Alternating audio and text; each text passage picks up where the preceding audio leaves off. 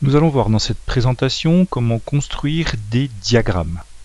Nous verrons la construction de deux types de diagrammes. Tout d'abord un diagramme en bâton, puis un diagramme circulaire. Commençons par le diagramme en bâton, dont vous voyez un exemple sur cette diapositive.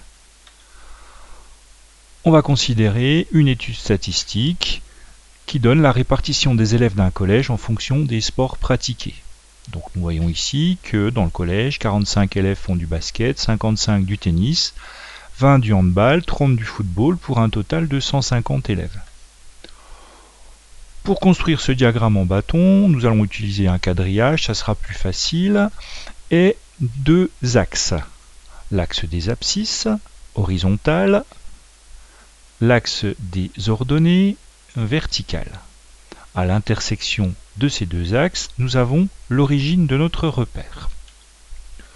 Nous allons mettre sur l'axe des abscisses les sports pratiqués et sur l'axe des ordonnées les effectifs, avec 0 pour l'origine de l'axe des ordonnées qui représenterait un effectif nul. Dans ce cas-là, lorsque les sports sont sur l'axe des abscisses, les effectifs sur l'axe des ordonnées, ce qui correspond à la première ligne du tableau pour les sports, à la seconde pour les effectifs, on dit que les effectifs sont fonction des sports pratiqués.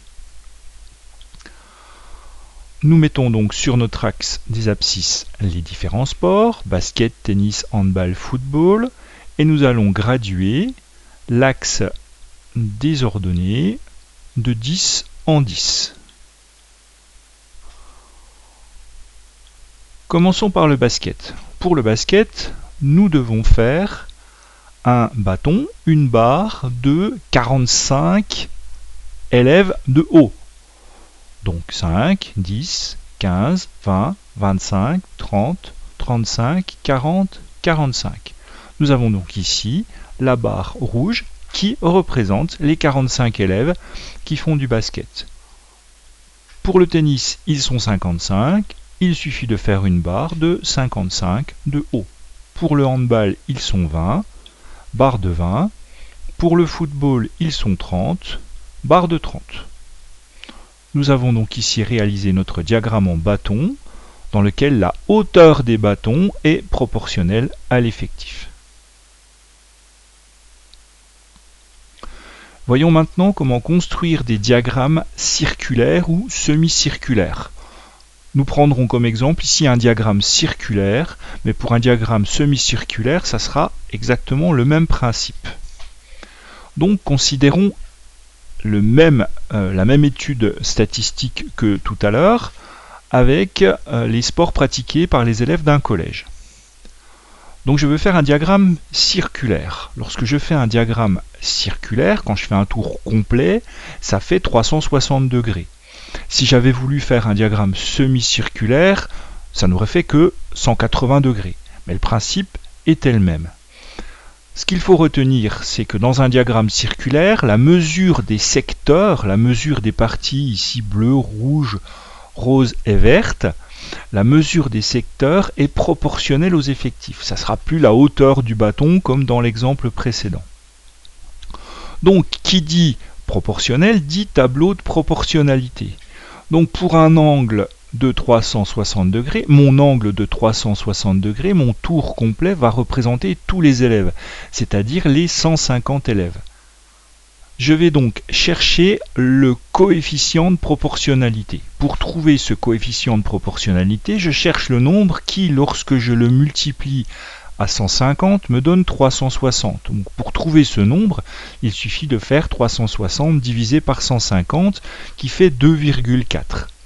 J'ai donc obtenu le coefficient de proportionnalité. J'ai un tableau de proportionnalité que je peux compléter.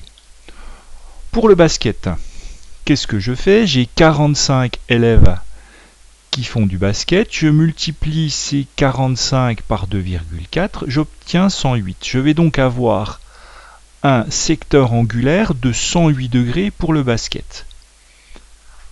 Pour le tennis, il suffit de faire 55 par 2,4, ça me donne 132. Pour le handball, 20 fois 2,4, ça me donne 48. Et pour le football, 30 multiplié par 2,4, ça me donne 72. Mon tableau de proportionnalité est prêt, il est complet, je peux passer au graphique.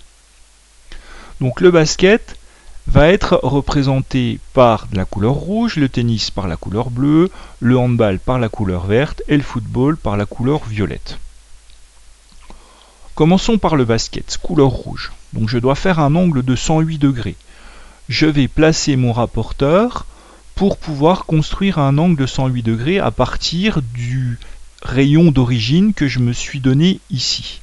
Donc je place mon rapporteur avec le 0 de ma graduation sur le segment que j'ai tracé et le centre du rapporteur au centre du cercle. Je cherche les 108 degrés. Je peux donc tracer un secteur angulaire rouge pour le basket avec un angle de 108 degrés. Je passe maintenant au tennis. Le tennis, 132 degrés. 132 degrés. Ici, je place mon rapporteur à l'endroit où j'avais terminé mon secteur angulaire pour le basket, avec le 0 ici, et le centre du rapporteur sur le centre de mon disque. Je mesure mes 132 degrés et je trace un secteur angulaire bleu pour le tennis. Je passe au handball, 48 degrés, je place mon rapporteur à la fin du secteur angulaire précédent avec toujours le centre au centre du disque.